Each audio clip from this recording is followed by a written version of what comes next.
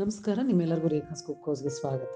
ನಾನಿವತ್ತು ನಿಮಗೆ ಒಂದು ಟೇಸ್ಟಿಯಾಗಿರುವಂಥ ಮತ್ತು ಹೆಲ್ದಿಯಾಗಿರುವಂಥ ಒಂದು ಸೂಪನ್ನ ಹೇಳ್ಕೊಡ್ತೀನಿ. ಇದು ಬ್ರಾಕ್ಲಿ ಆಲ್ಮಂಡ್ ಸೂಪ್ ಅಂತ. ಬ್ರಾಕ್ಲಿ ಮತ್ತು ಆಮೇಲೆ ನಾನು ಬಾದಾಮಿನೂ ಯೂಸ್ ಮಾಡ್ತಾಯಿದ್ದೀನಿ. ಇಲ್ಲಿ ತುಂಬಾ ಟೇಸ್ಟಿಯಾಗಿರುತ್ತೆ, ತುಂಬ ಕ್ರೀಮಿಯಾಗಿರುತ್ತೆ, ಆಮೇಲೆ ಹೆಲ್ದಿ ಕೂಡ ಆಗಿರುತ್ತೆ. ಇದು ಡಯಟ್ ಯಾರು ಮಾಡ್ತಾರಲ್ಲ ಅವ್ರಿಗೆಲ್ಲ ತುಂಬಾ ಒಳ್ಳೆಯದು.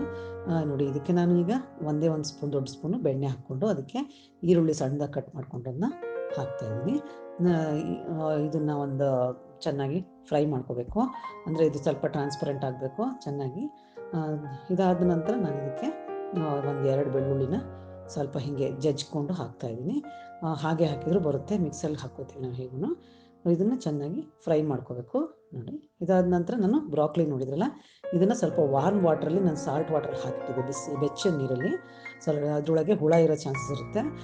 ಈಗ ನಾವು ಹೇಗೆ ಆ ಗೋಬಿ ತೊಗೊಂಡಾಗ ಅದನ್ನು ಬಿಸಿನೀರಲ್ಲಿ ಹಾಕ್ತೀವಲ್ಲ, ಅದೇ ಥರ ಇದನ್ನು ಪ್ರೊಸೀಜರ್ನ ಮಾಡಬೇಕು.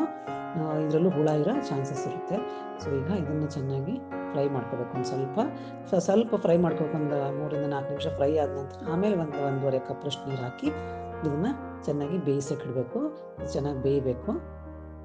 ಇದ್ರ ಜೊತೆಗೇ ನಾನು ಅದಕ್ಕಿಂತ ಮುಂಚೆನೇ ಇದಕ್ಕೆ ಈ ಬಾದಾಮಿನ ನಾನು ಒಂದು 8 ರಿಂದ 10 ನೀರಲ್ಲಿ ಹಾಕಿಟ್ಟಿದ್ದೆ. ಬಿಸಿನೀರಲ್ಲಿ ಹಾಕಿಟ್ರೆ ಒಂದು ಅರ್ಧ ಗಂಟೆ ಒಳಗೆ ನೀವು ಅದರ ಸಿಪ್ಪೆನ ತೆಗಿಬೋದು. ಅದನ್ನು ಹಾಕಿದ್ದೀನಿ. ಹೀಗಾಗಿ ಮುಚ್ಚಿಟ್ಟ ಮೇಲೆ ಇದು ಈ ಥರ ಚೆನ್ನಾಗಿ ಬೇಯುತ್ತೆ. ನೋಡಿ, ಈ ಥರ ಹಿಂಗೆ ಮಾಡಿದ ತಕ್ಷಣ ಕಟ್ ಆಗಬೇಕಷ್ಟೇ, ಮತ್ತೇನಿಲ್ಲ. ಚೆನ್ನಾಗಿ ಕಟ್ ಆಗ್ತಾಯಿದೆ ಅಂದರೆ ಅರ್ಥ ಬೆಂದಿದೆ ಅಂತ. ನೋಡಿ, ಈ ಥರ ಬೇಯಿಸ್ಕೋಬೇಕು. ಇದನ್ನು ನಾನು ಮಿಕ್ಸರ್ಗೆ ಹಾಕೋತಾ ಇದ್ದೀನಿ. ಇದನ್ನು ಸ್ಮೂತ್ ಪೇಸ್ಟಾಗಿ ನಾವು ಮಾಡ್ಕೋಬೇಕು. ಚೆನ್ನಾಗಿದು ರುಬ್ಕೊಂಡು ಚೆನ್ನಾಗಿ ಒಳ್ಳೆ ಪೇಸ್ಟ್ ಆಗುತ್ತೆ ನೀಟಾಗಿ. ಇದು ಆದ ತಕ್ಷಣ ನೋಡಿ, ಅದೇ ಬೌಲಿಗೆ ನಾನು ಇದನ್ನು ಟ್ರಾನ್ಸ್ಫರ್ ಮಾಡ್ಕೋತಾ ಇದ್ದೀನಿ. ಚೆನ್ನಾಗಿ ಒಳ್ಳೆ ಕಲರ್ನು ಚೆನ್ನಾಗಿ ಬಂದಿದೆ. ಆಮೇಲೆ ತುಂಬ ಹೆಲ್ತಿ ಇದು. ಬ್ರಾಕ್ಲಿ ಆರೋಗ್ಯಕ್ಕೆ ತುಂಬ ಒಳ್ಳೆಯದು. ಐರನ್ನಲ್ಲಿ ತುಂಬ ಹೈ ಇರುತ್ತೆ. ಅದರಿಂದ ಇದನ್ನು ನೀವು ಯಾವಾಗಾರ ಒಮ್ಮೆ ಉಪಯೋಗಿಸೋದು ಒಳ್ಳೆಯದು. ಈ ಥರ ನಾನು ಏನು ಮಾಡಿದ್ದೀನಿ, ಒಂದು ಕಪ್ಪು ಹಾಲು ತೊಗೊಂಡಿದ್ದೀನಿ. ಅದಕ್ಕೆ ನಾನು ಒಂದೇ ಒಂದು ಸ್ಪೂನಷ್ಟು ಕಾರ್ನ್ಫ್ಲೋರ್ ಹಾಕ್ಕೊಂಡು ಈ ಥರ ಮಿಕ್ಸ್ ಮಾಡ್ಕೊತೀನಿ. ಸ್ವಲ್ಪ ಮಿಕ್ಸ್ ಆಗಲಿ, ಗಟ್ಟಿ ಬರಲಿ ಅಂತ. ಅದ್ರ ಜೊತೆಗೆ ರುಚಿಗೆ ತಕ್ಕಷ್ಟು ಉಪ್ಪನ್ನು ಮತ್ತು ಆಮೇಲೆ ಮೆಣಸಿನ ಪುಡಿನೂ ಹಾಕ್ಕೋತಾ ಇದ್ದೀನಿ. ಈ ಥರ ನೀವು ನಿಮ್ಗೆ ಹಾಲು ಬೇಡ ಅಂದರೆ ನೀರನ್ನು ಹಾಕ್ಕೋಬೋದು.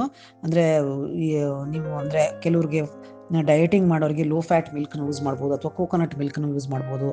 ಯಾವುದಾದ್ರೂ ಇದಕ್ಕೆ ಯೂಸ್ ಮಾಡ್ಬೋದು. ತುಂಬ ಚೆನ್ನಾಗಿರುತ್ತೆ. ತುಂಬ ಹೆಲ್ದಿಯಾಗಿರೋಂಥ ಡಿಶ್ ಇದು. ಇದನ್ನು ನೀವು ರಾತ್ರಿ ಹೊತ್ತಲ್ಲಿ ಬಿಸಿ ಬಿಸಿಯಾಗಿ ಕುಡಿಬೋದು, ಅಥವಾ ಮಧ್ಯಾಹ್ನದ ಹೊತ್ತಲ್ಲಿ ಉಪಯೋಗಿಸ್ಬೋದು. ನಾನು ಸ್ವಲ್ಪ ಮೇಲೆ ಡೆಕೋರೇಷನ್ಗೆ ಈ ಥರ ಪೆಪ್ಪರ್ ಪೌಡರು ಮತ್ತು ಆಮೇಲೆ ಕ್ರೀಮ್ ಹಾಕಿದ್ದೀನಿ. ನೀವು ಬೇಕಿದ್ರೆ ಹಾಕ್ಕೋಬೋದು, ಇಲ್ಲದ್ರೆ ಹಾಗೆಯೇ ತುಂಬ ಟೇಸ್ಟಿಯಾಗಿರುತ್ತೆ. ಇದನ್ನು ಒಂದು ಸತಿ ನೀವು ಟ್ರೈ ಮಾಡಲೇಬೇಕು.